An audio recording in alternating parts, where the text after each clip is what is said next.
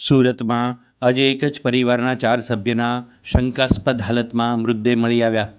આ મૃત્યુ પાછળનું કારણ હજુ સ્પષ્ટ નથી થયું, પરંતુ પરિવારના ચારેય સભ્યોના મોતનેથી ખળભળાટ મચી ગયો છે. બનાવની જાણ થતાં જ પોલીસ ઘટના સ્થળે પહોંચી હતી અને કાર્યવાહી હાથ ધરી હતી. જહાંગીરપુરામાં રાજહંસ રેસિડેન્સીમાં ચાર લોકો મૃતક મળ્યા હતા, જેમના પરિવાર દ્વારા એમને સવારે 9 વાગે એમને ખબર પડી હતી કે એમના માસા અને 3 માસીના મૃત્યુ થયા છે.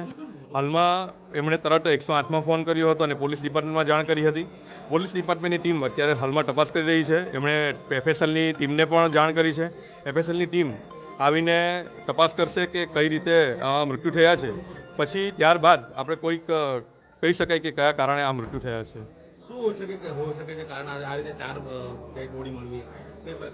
હાલમાં એ તપાસનો વિષય છે, એટલે અત્યારે તો કંઈ કહી નહીં શકાય, પરંતુ એફએસએલની ટીમ તપાસ કરે છે, સેમ્પલ લેશે, ત્યારબાદ આપણે કોઈ ડિસિઝન પર આવી શકીએ.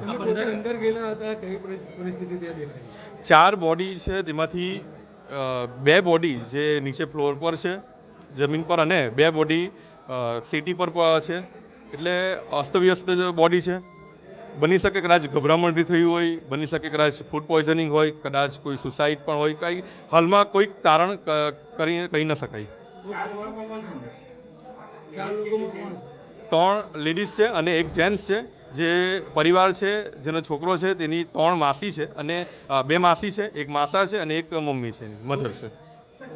સુરતના જહાંગીરપુરામાં આવેલી રાજન રેસિડેન્સીમાં આ પરિવાર રહેતો હતો અને તેમના મોતની ખબરના પગલે આજુબાજુના વિસ્તારોમાંથી પણ લોકો એકત્રિત થઈ ગયા. કરુણાંતિક પાછળનું કારણ હાલ અકબંધ છે. પોલીસે આજુબાજુના ઘરના લોકોના નિવેદન લેવાનું શરૂ કર્યું છે. એક માહિતી પ્રમાણે રાત્રે ભોજન લીધા બાદ પરિવાર ઊંઘી ગયો હતો અને સવારે તેમના મોત થયાનું જાણવા મળ્યું. કહેવાય છે કે ગીઝર ચાલુ રહી જતા ગૂંગળામણના કારણે આ પરિવારના ચારેય સદસ્યોના મૃત્યુ થયા હોઈ શકે. પોલીસે મૃતદેહનો કબજો મેળવી પોસ્ટમોર્ટમ માટે ખસેડી વધુ તપાસ હાથ ધરી છે. બ્યુરો રિપોર્ટ, મુંબઈ સમાચાર, સુરત.